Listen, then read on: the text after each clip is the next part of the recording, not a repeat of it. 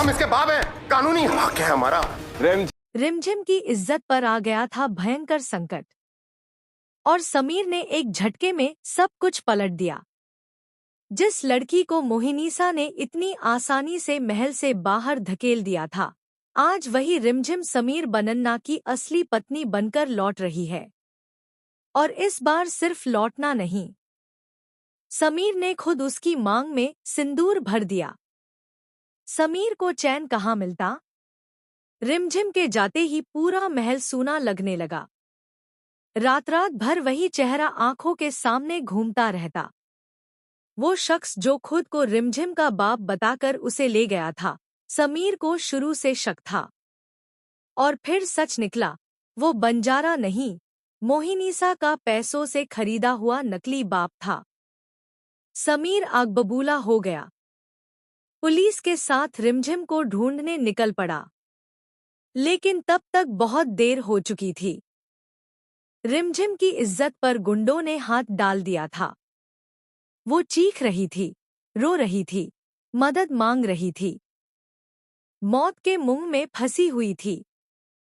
तभी आया समीर का तूफानी एंट्री। समीर ने जैसे जंगली शेर बनकर उन गुंडों को रौंद डाला।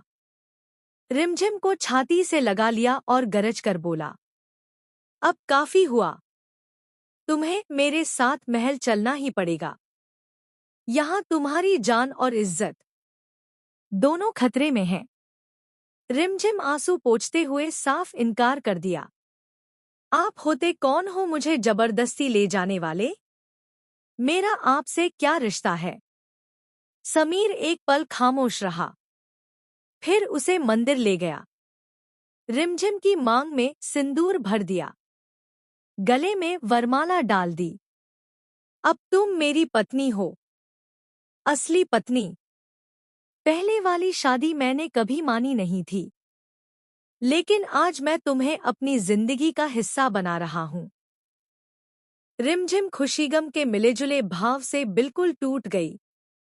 दोनों महल लौटे। मोहिनीसा ने जैसे ही समीर के साथ रिमझिम को देखा, उसके पैरों तले जमीन खिसक गई। आंखें फट गईं, चेहरा सफेद पड़ गया। ये लड़की वापस कैसे आ गई? इसका बाप इसे ढूंढ रहा होगा ना? समीर ने एक एक शब्द उसके मुंह पर पटक दिया। वो कोई बाप नहीं था।